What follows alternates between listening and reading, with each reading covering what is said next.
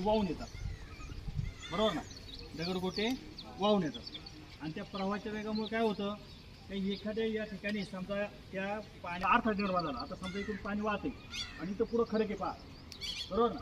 म्हणजे दगडगोटे आले तर कुठं जाणार, तर खड्ड्यात जाणार, बरोबर ना. मग तिला खळून बाहेर जातील का, नाही जाणार.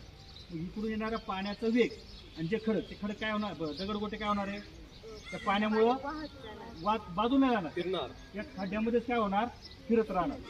जी जो तो हा खड्डा काय होणार, आता पर्यायी भविष्य काळात मोठा होणार. आता हा खड्डा पहिला असं होतो ना, बरोबर. पण ते दगडगोटे त्याच्यामध्ये गेले, त्याच्यामध्ये घर्षण झालं, घर्षण त्याचा कडा कसा प्लेन आहे, घर्षण आपण एका दिवसात घासून घासून प्लेन होती का नाही, अशा पद्धतीने दगडगोटे असे घासून घासून काय होतात, प्लेन झाले, गुळगुळीत झाले. आणि तो खड्डा काय होतो, मग त्याची नुसतं तो प्लेन होत नाही, तर त्या कड्याची काय होते,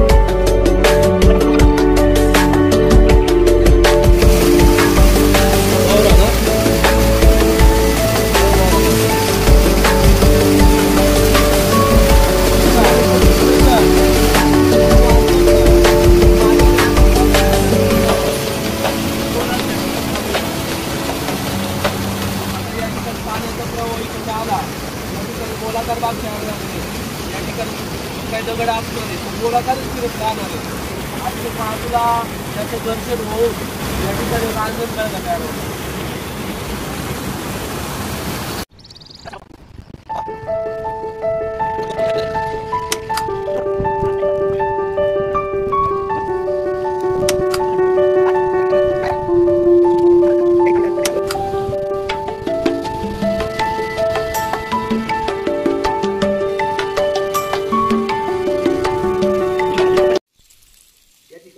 दोन देवी आहेत.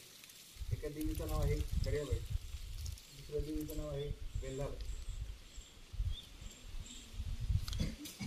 मंदिर म्हटलं की कळस असतो, गाभारा असतो, फाउंडेशन असतो. त्या तीनही गोष्टी हे जे आहे मंदिर, हे दरीत अंडरग्राऊंड कपारेला आहे. हे पहिलं वैशिष्ट्य.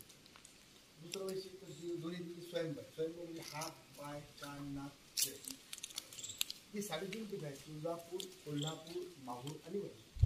त्यापैकी दगड हे वणीचं आज पलीकडच्या मंदिरात वेल्हाबाई म्हणजे शरीर पण दर्शन आहे. आणि आज 4 नंबरला भैरवनाथ आणि एकाच मंदिरात 8 देवी.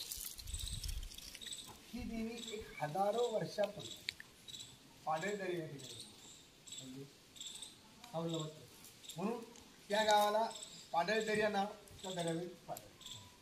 एका रात्री दरी कोणती इथं आली म्हणून ह्या गावाला वडगाव खरग्या तर दर्यावेळी इथं माकडं फेकली आणि तिथं मोळ. देवी स्वयंभू आणि जाग ही 8 देवतांनी यांनी प्रसन्न करून घेतलेली ही गंगा आहे. ह्या भूगर्भात जे पाणी आहे त्याची रासायनिक अभिक्रिया होते. कार्बन असेल, ऑक्सिजन असेल, नायट्रोजन असेल, फॉस्फरस असेल, रासायनिक अभिक्रिया होते. त्या पाण्याबरोबर हा खडक विरघळतो.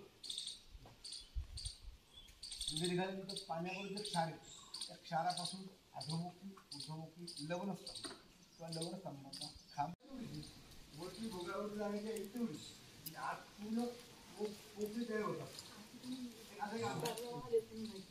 कोणी पण लवण असतं पण तरुण एखाद्याला खाटल्यानंतर तो खांब जातो. आपल्या मंदिरातलं पाणी प्यायचं आहे, शुद्ध आहे. तर हात पाय घालायचा नाही, तो गोळणा करायचा नाही, पुस्तका करायची नाही. एक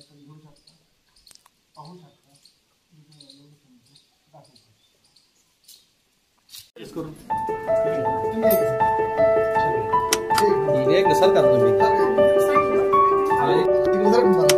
येऊ दे सगळ्यांना. चला अनेक पुरी सगळ्या चला चले अंतर्यात ये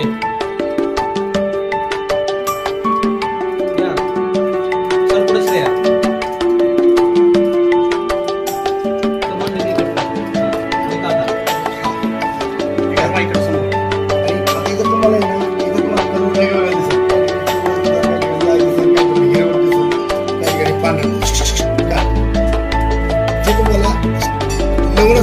अधोमुखी आणि ऊर्ध्वमुखी हे जे खाली तिथं पाणी पडतंय तिथं असं बोटाने माझ्या लोक काय ते अधोरुख आणि खालचं ऊर्ध्व काय जेव्हा एकमेकाला खेळते तेव्हा तो खांब तुम्ही म्हणाले इकडे खांब का नाही तयार झाला इथं लोकांचा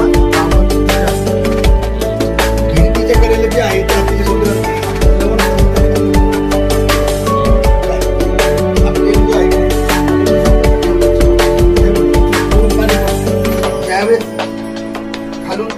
खालून पण वर नाही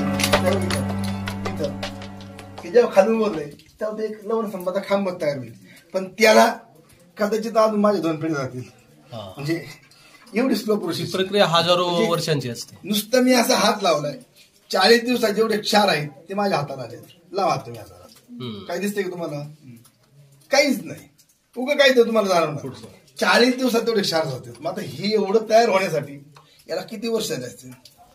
हे आता मी 92-93 पासून याची थोडं जरी आपण संरक्षण हे टाकल्यामुळं याला धक्का लागत नाही तर मग लोक ही तुडी ते असतील काय प्रतापाशी काय याला तुम्ही इंग्रजी स्टॅलेक्टाईट आणि स्टॅलेग्माइट म्हणता बरोबर काय अशा प्रकारची लवण असते.